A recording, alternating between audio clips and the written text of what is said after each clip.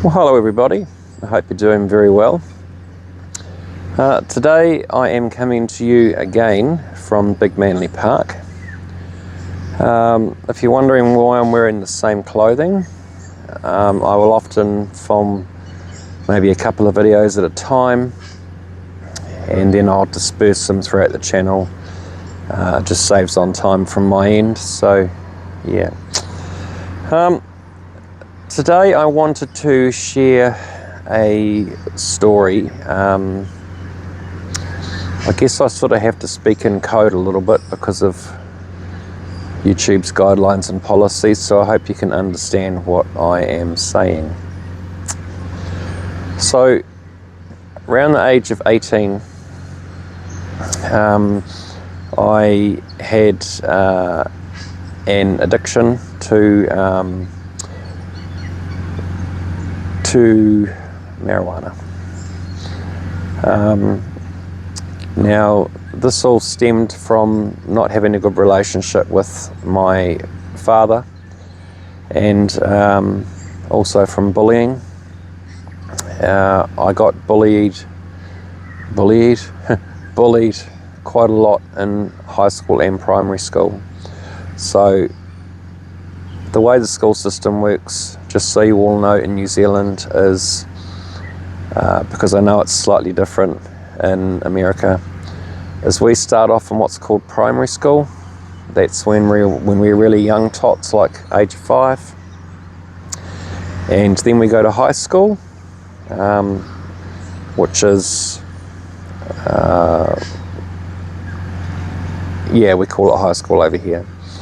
And generally after high school, you'll either go into the workforce or you go to university.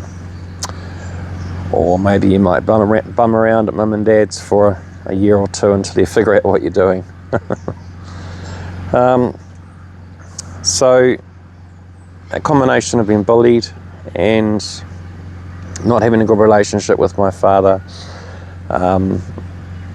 pretty much led to a drug addiction. It took me 28 years to get rid of it, and in that time I hurt a lot of people. So in 2006 or 7, I can't remember the exact year, sorry, I gave my life to Christ. Now at that point you would think, okay, well he's given his life to Christ, so he must be off to smoke. No. I am very, very stubborn, unfortunately. So what happened is this had a real massive grip on me, quite a big grip, and it was so powerful, in fact, that essentially nothing else mattered. Looking back on it, I feel incredibly ashamed about it, and I just think of the amount of money. Me and my wife actually worked out that I'm not on it now, I'm well and truly off it. Worked out loosely how much I'd spent on it. It probably would have been anywhere around about $135,000 over 28 years I would have spent on it. So nothing else mattered. I couldn't walk down the shops. I was smoking it behind behind my wife's back. Speaking of my mother, she didn't help matters because she was also a smoker. In fact, my first smoke was with my mum and her friend, and I ended up vomiting, and for some reason that planted the seed for the next 28 years of my life. So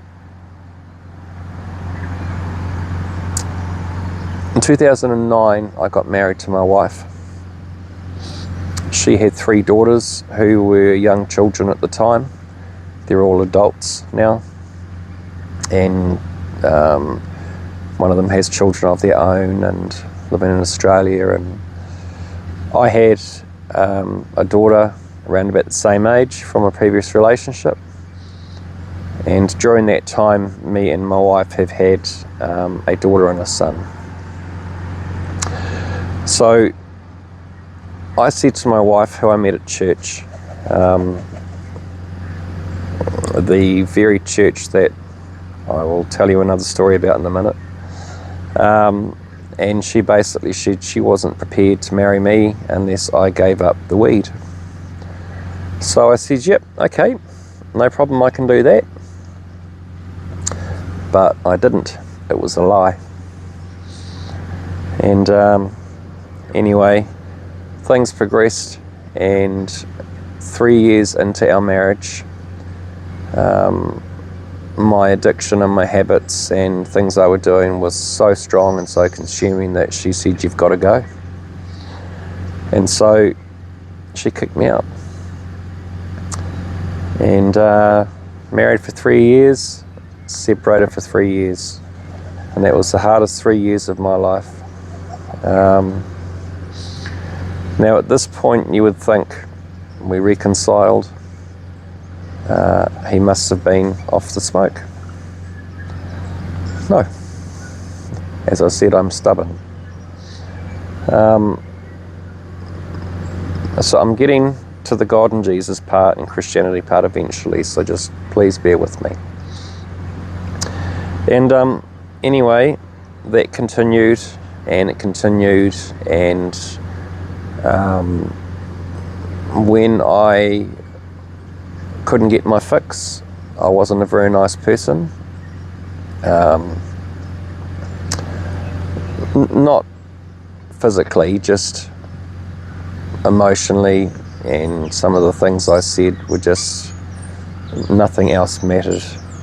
And anyway, things progressed for a few more years, and it got to the point where little did I know that my wife was praying, you've got to give me strength to do this, or you've got to change me, or you've got to do something, because I just want to go.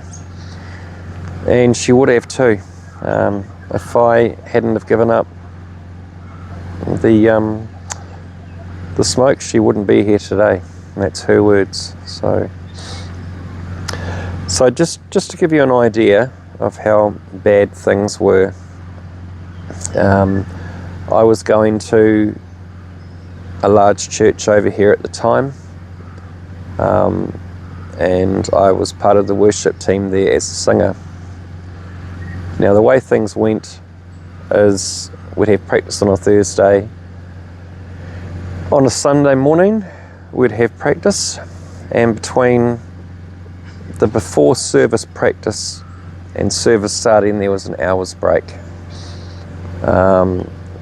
So during that hour I would take off down the road, I would park up somewhere in my car, and I'd have a smoke, and I would have the PK Blue chewing gum in to try and get rid of the smell, and the Lynx spray, and clear eyes in my eyes. And I'd go back and I'd be standing on stage and I'd be worshipping God high as a kite with my pipe and my weed bag in my pocket.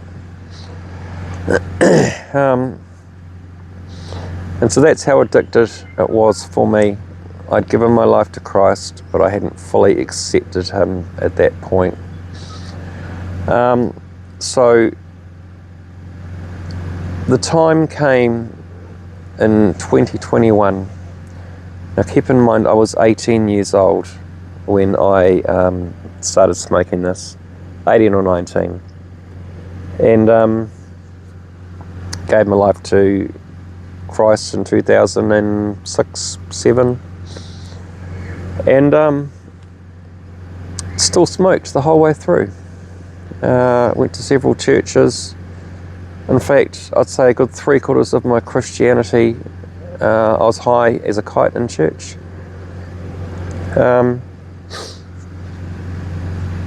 And somehow through all of this I managed to eventually kick the habit and keep my wife and my family together, well, my children together in the process.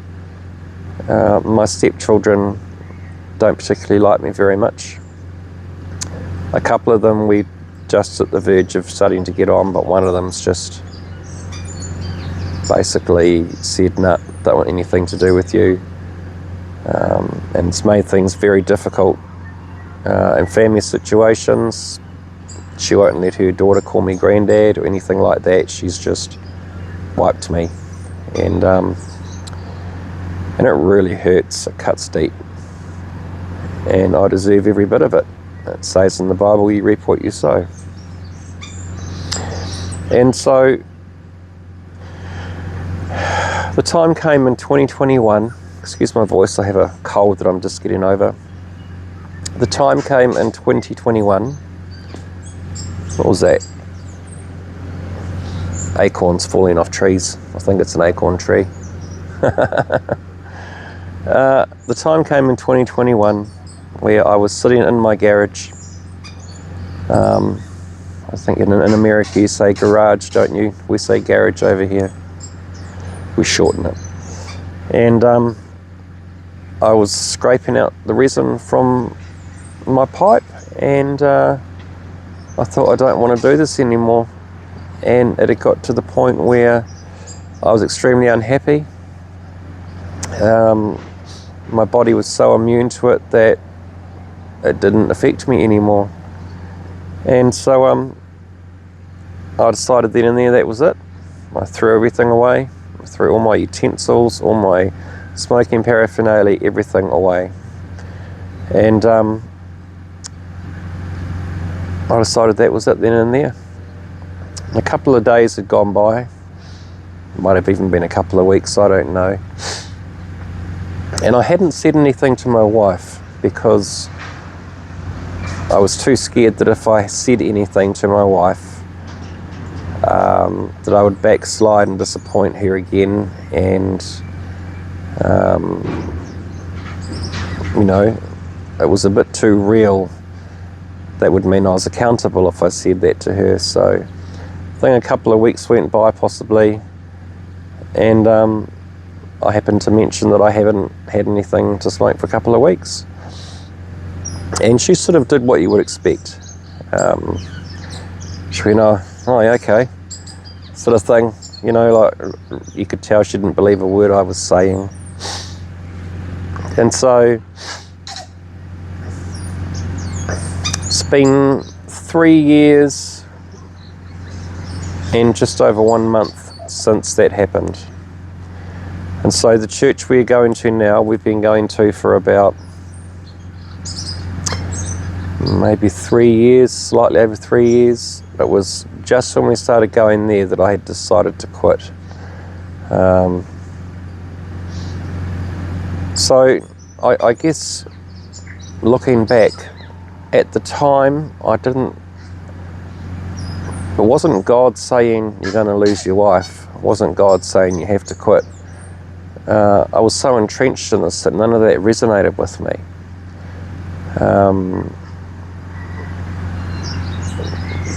But obviously it had to be God, because who else could it be? He managed to keep my wife around. She's still here now. We're relatively happy. We have our moments, like every marriage, I suppose. Every marriage is a work in progress, isn't it? We're not perfect, but we're a lot better than what we were. And yeah, she eventually came to realise that I don't smoke it. I found probably the 4th day after giving it up the hardest. I had tried in the past to give it up, and I found that the 4th day was the hardest one for me. So yeah, we're in a good church now. They're really supportive. I'm quite open about it. Hopefully YouTube doesn't censor this video. So I guess really the whole point of this video was just to let you all know that even if it feels like there's no hope, there is hope. I mean, I smoked it for 28 years, and it wasn't until just over 3 years ago that I finally decided to quit. And I realised too that I got closer to God when I gave it up as well, because essentially what it was an idol. And so once that was gone, it was God, it was Jesus, it was Christianity. And yeah, so that's the hope for this video, I suppose. If you're watching it, is you may be in a place now where you don't feel like there's any hope, that you're never going to break your addiction. I know for me it was only weed, but it may as well have been something more serious, you know, because it had such a hold on me. So there is hope for you. Just keep praying, and God will answer your prayers. Keep digging in, keep reading your Bible, going to church, find somebody to talk to. And I get it, I totally get it. You're probably watching this going, oh, it's great for you, look at you. My life still isn't great. I created a massive mess when I was on it. I hurt a lot of people. And yeah, that is something I have to live with. You reap what you sow. But I just wanted to hopefully encourage somebody that there is hope, because I never ever thought I was going to break the habit, ever. I thought, that's it, this is me for life. I love this stuff, can't get enough of it. And I still can't quite believe where I am now. So